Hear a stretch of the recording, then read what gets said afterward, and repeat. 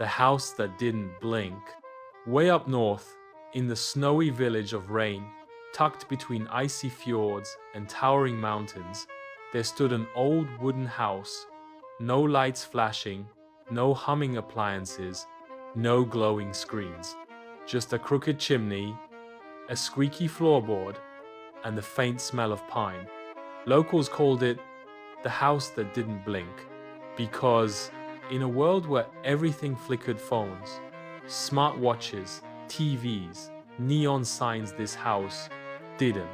It was owned by an older man named Erik, who everyone assumed was either stuck in the past or hiding from it. Kids made up stories about him that he didn't own a phone, didn't believe in Wi-Fi, and talked to snow like it was a person. In truth, Erik had once been a well-known architect in Oslo, designing buildings made of glass and steel. But after his wife passed away 5 years ago, he left it all behind. No more deadlines, no more pings, just silence, wood smoke, and winter. Until one January morning, a girl named Sofia, 19 and burned out from her first year of university in Bergen, arrived in Reine for what her parents called a reset trip.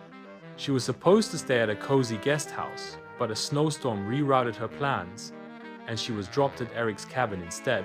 He agreed to host her for a night. Just one. Sofia stepped inside with 2 power banks, noise-cancelling earbuds, and a look that said, "This is a bad Airbnb review waiting to happen." But there was no signal, no TV, no fridge that beeped when left open.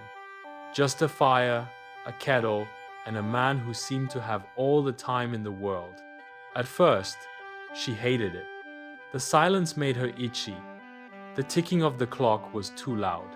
She tried scrolling Instagram out of habit, but her phone just blinked. No service. By the second day, something strange happened. She started breathing slower. She started noticing things.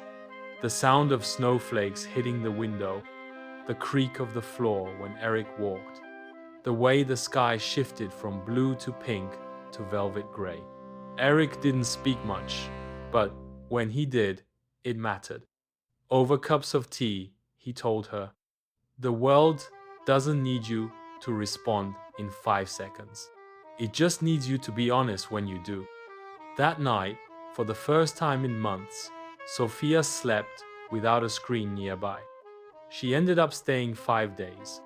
When the snow cleared, she thanked Erik, left her extra earbuds on the kitchen table, and returned to the city. Back in Bergen, her life didn't magically simplify. The noise returned, the pings resumed, but once a day, without fail, she turned everything off, just for a while, and sat. Still, quiet, unblinking. Moral of the story: in a world that never stops buzzing, the greatest luxury is learning how to sit with silence and yourself.